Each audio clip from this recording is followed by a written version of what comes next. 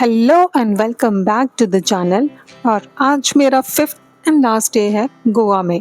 और आज की वीडियो में मैं एक्सप्लोर करूंगी साउथ गोवा का एक ब्यूटीफुल बीच एंड पैलोलम बीच से फेरी राइड लेते हुए एक्सप्लोर करूंगी कुछ ब्यूटीफुल आइलैंड्स। गोवा सीरीज की लास्ट वीडियो में मैंने अपनी जर्नी नॉर्थ गोवा के आरंबोल एरिया से शुरू करते हुए साउथ गोवा के पैलोलम एरिया तक ख़त्म की थी और साथ में स्टे एंड ट्रांसपोर्टेशन का जो भी कॉस्ट लगा था उसके बारे में भी इंफॉर्मेशन शेयर की थी along with some important tips. Alright guys, आज की वीडियो को शुरू करते हैं और टाइम आ गया था स्कूटी रेंट पर लेने का and the scooty rental prices in South Goa are a bit overwhelming क्योंकि यहाँ पर ट्रांसपोर्टेशन एंड स्टे के ऑप्शंस लिमिटेड हैं। So the prices are a bit higher than North Goa.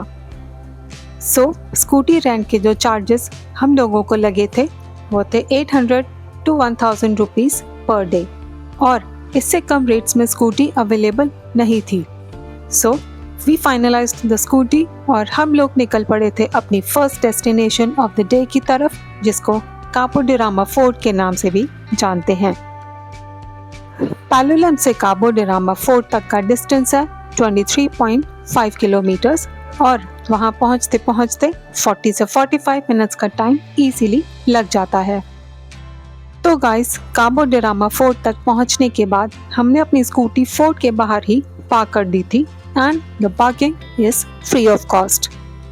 Fort के बाहर ही आपको कुछ फूड के स्टॉल्स भी मिल जाएंगे जहां से आप स्नैक्स ले सकते हो।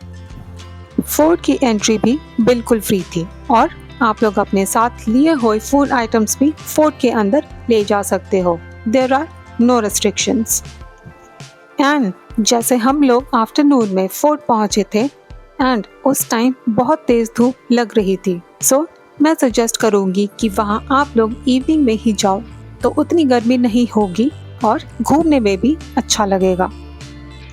लेकिन अगर आप आफ्टरनून में घूमने जा ही रहे हो तो make sure that you carry an umbrella with you to protect you from the sun rays. और फोर्ट के बाहर से आप समर हैट्स भी ले सकते हो जिसका कॉस्ट आपको पड़ेगा 250 से 300 रुपीज़। ऑलराइट, सो फोर्ट के अंदर जाने के बाद मुझे ऐसा कुछ बहुत ज़्यादा इंटरेस्टिंग तो नहीं लगा, लेकिन फोर्ट के अंदर से होते हुए जब आप और आगे की तरफ जाओगे और उसके बाद जो बीच का व्यू देखने को मिलता है दैट्स रियली ब्रेथ टेकिंग। और इसी बीच को काबो डे रामा बीच भी बोलते हैं एंड मैंने तो इंडिया में लिटरली इससे खूबसूरत बीच और कहीं नहीं देखा and this is highly recommended from my side. पर हाँ, बीच तक जाने के लिए आपको सीढ़ियों से उतरते हुए जाना होता है और इसको आप लोग एक मिनी ट्रैक के जैसे ही समझ लीजिए। सो यहाँ आने से पहले please make sure that you are wearing comfortable shoes. So हम लोगों ने ट्रैक करते करते बहुत सारी पिक्स बीच में ही क्लिक कर ली थी, लेकिन हम लोग इस छोटी सी ट्रैक से बहुत ही ज़्यादा थक गए थे, तो बीच पर पहुँचते ही मैंने तो अपनी सारी टायर्डनेस भुला ही दी थी। यहाँ बीच पर आप चाहो तो you can spend hours and hours and मैंने और मेरे फ्रेंड्स ने भी 2-3 घंटे बिताने के बाद हम लोग निकल गए थे पैलोलम बीच की तरफ, जहाँ से आज हम लेने वाले थे फेरी राइड, जिसके बारे में मैंने मेरी लास्ट वीडियो में भी बताया था।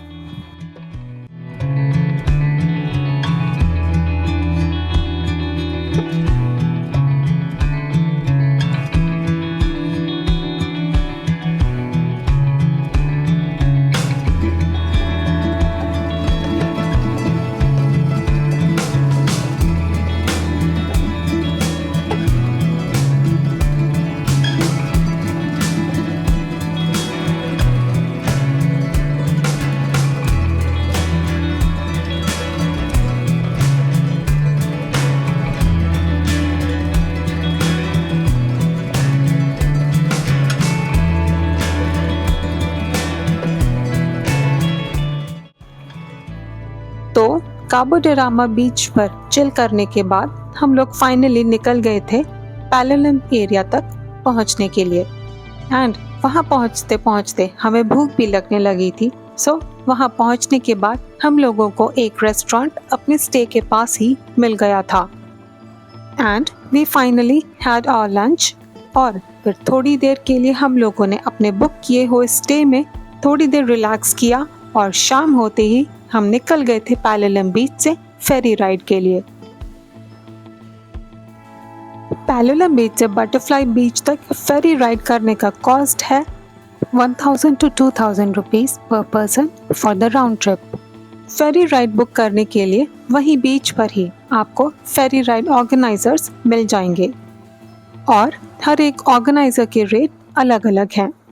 यहाँ पर और भी एक्टिविटीज होती हैं like kayaking, jet ski ride, parasailing और बनाना राइड, जो आप यहाँ फेरी राइड के अलावा भी कर सकते हो।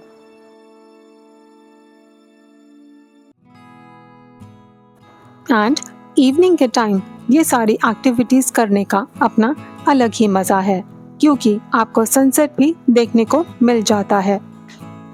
सो थोड़ी देर वेट करने के बाद हमारी फेरी फाइनली आ ही गई थी और मैं तो स्कूटी चलाने के बाद बहुत ज़्यादा टायर्ड हो गई थी। सो मेरे लिए फेरी राइड, वो भी सनसेट के टाइम पर, was very much relaxing and a perfect way to end the day.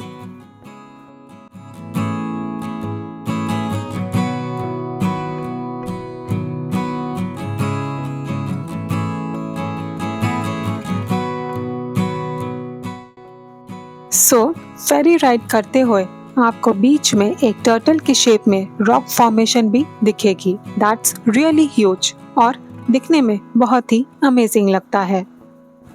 And finally butterfly beach पर पहुंचने के बाद वहां आप लोग थोड़ी देर पिक्स क्लिक करवा सकते हो एंड देन फेरी राइड आपको वापस से आपके स्टार्टिंग पॉइंट तक ले जाएगी।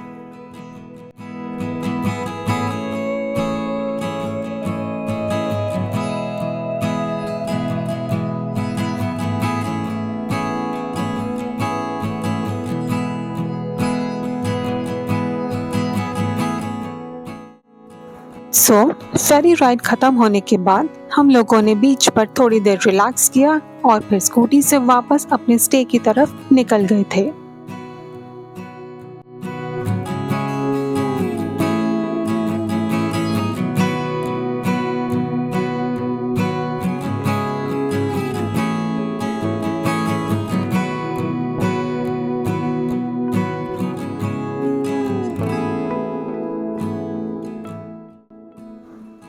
और डिनर हम लोगों ने अपने स्टे के पास के ही एक रेस्टोरेंट में कर लिया था और इस बार मैंने सी फूड में fish curry and rice order किए थे। That costed me around 300 to 500 rupees and that was the perfect end to the day.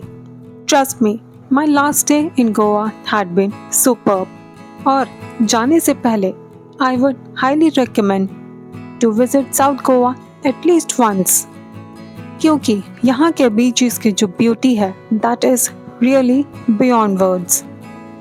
So guys, this was the end of my beautiful journey in Goa and I am sure that there are many other places in Goa that I missed to visit, but वो कहते हैं ना, जितना भी आप घूमोगे उतना कम ही लगेगा। So thank you so much मेरे साथ इस गोवा सीरीज के व्लॉग में बने रहने के लिए and do check out my last video, जिसमें मैं एक्सप्लेन करूंगी total budget of the trip और कुछ important tips that will help you in planning your trip to Goa. So till then, goodbye and take care.